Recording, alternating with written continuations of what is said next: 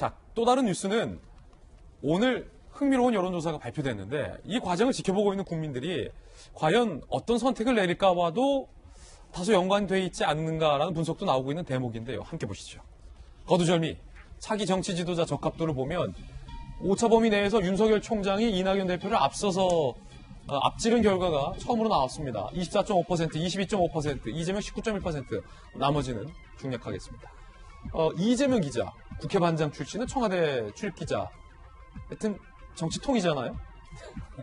이걸 어떻게 바라봐야 됩니까? 윤 총장이 직무에 배제됐다가 복귀되는 과정, 추 장관이 윤 총장을 징계하겠다고 발표하고 대통령이 새로운 법무차관을 임명한, 그거는 반영되지 않았겠습니다만 일련의 과정 가운데 발표된 이 여론조사 결과, 자, 어떻게 보십니까?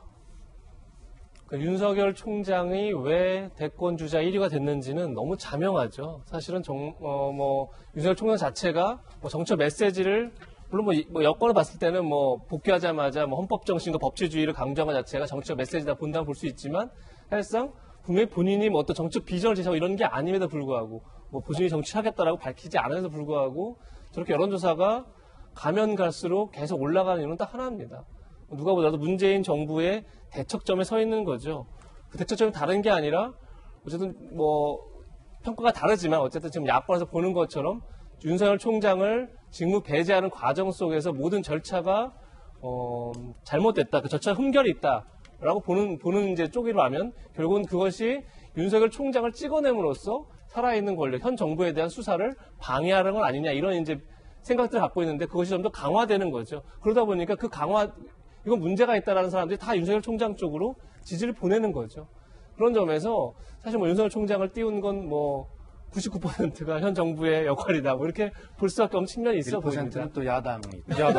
아니, 그러면 이재명 기자, 이 여론조사에 대해서도 제가 질문하겠습니다. 두 번째 또 다른 여론조사가 실시됐는데 함께 보시죠.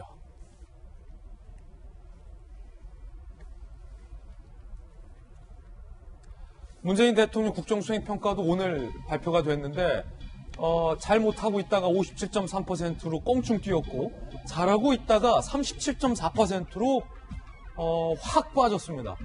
이재명 기자. 자, 이건 그럼 어떻게 해석하겠습니까? 글쎄, 저도 이 여론조사를 지금 아주 심도 있게, 각 이제 유권자들마다, 저기 여론조사 참여한 사람마다 보수당 지지자도 있고, 그 다음에 진보적인 사람도 있고, 여러 사람들이 있고, 또 중도적인, 양쪽을 다 보다 약간 중도적인 사람도 있고, 그래서 각각이 어떤 판단을 좀 봐야 되지만, 저는 결국은 최근에 있는 사건들, 우리 두 가지가 있는 거죠. 가장 대표를 꼽자면 지금 이제 추미애 장관이 윤석열 총장을 직무 배제한 사건이 있는 거고 또 하나가 이제 부동산이겠죠. 부동산 정책에 대해서 부동산 집값이 제가 여러 번 얘기했지만 연일 최고가를 뛰면서 사실 굉장히 서민들이 내 집 마련의 꿈이 상실되는 그런 이제 상황 속에 있죠.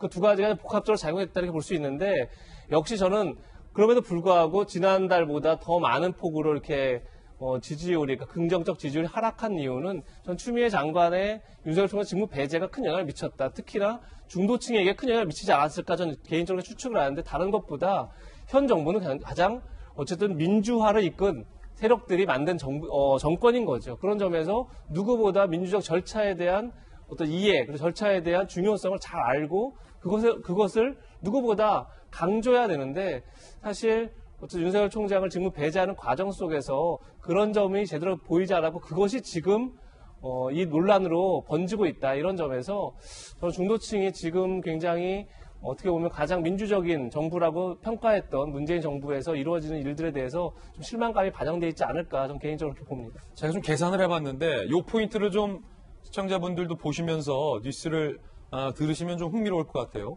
11월 첫 주, 그러니까 한 달 전 여론조사와 부정과 긍정의 차이를 그 갭을 좀 우리가 봐야 되는데 11월 1 첫째 주는 50.2 대 44.4% 그러니까 불과 몇 퍼센트 포인트 차이냐면 5.8% 포인트 차이밖에 벌어지지 않았습니다. 부정과 긍정. 그런데 한 달 만에 그 한 달 동안에는 많은 일이 있었죠. 총장이 직무 배제됐다 복귀되는 일 등등. 긍정과 부정의 포인트 차이가 19.9% 포인트 차. 그러니까 긍정이 몇 퍼센트냐 부정이 몇 퍼센트냐는 절대적인 수치도 중요하지만 통계를 볼 때 그 두 긍부정의 각 간극을 봐야 되는데 그게 5.8%포인트에서 19.9%포인트 차이로 확 넓어졌다라는 것이 굉장히 한 또 중요한 포인트가 될 수 있다. 라는 부분 말씀드리면서 이 여론조사를 좀 봐야 될 것 같습니다. 제가 짧게 한 말씀 할까요? 이제 지금 이번 그 정기국회를 이제 마무리하면서 국회에서 통과된 주목할 만한 법을 보면 경찰청법 개정안과 국정원법 개정안이 통과됐습니다. 소위 권력기관을 개혁해야 된다라고 하는 뭐 국민들께서 자세히는 모르시지만 그래 우리가 좀 권력기관이 너무 셌어 국민이 거기에 너무 좀 피해를 봤어라고 하는 생각들은 가지고 계신데 어쨌든 그래서 이제 문재인 정부에서 이 3대 권력기관을 개혁해야 되겠다 해서 이제 두 가지는 이제 법을 이제 통과가 됐지 않습니까? 되는데 마지막 이제 남은 과제가 이제 검찰개혁인데 이 여론조사가 문 대통령의 긍정 지지율이 저렇게 쭉 빠지는 것이 조국 전 장관 일대와 지금 요번 일인데요. 이제 다 검찰 개혁과 관련된 일이라고는 저희들은 해석을 하는 것이죠. 굉장히 어려운 과제입니다. 그러나 마지막 하나 남은 과제인데 저는 다행스럽게 생각하는 게 이재명 기자 말씀대로 부동산 등 민생의 어떤 부족 실패 이런 것들이 뭐 당연히 영향을 미쳤는데 저희에게는 뭐 굉장히 교훈적으로 받아들여야 되면서도 또 성공해야 되는 의무가 있는데 내년 4월에 재보궐선거를 앞두고 지금 이 정도 경험을 빨리 하는 것 이것이 연말 연초를 거치면서 충분하게 회복할 또 시간적 그런 여유를 저희에게 가지고 있다는 것은 더 다행스러운 일이기 때문에 지적하신 대로 한 19% 차이가 나는 저것을 현실로 아주 아프게 받아들이면서 노력하면 다행히 회복할 시간은 내년 4월까지 충분히 있다. 그렇게 받아들입니다. 예.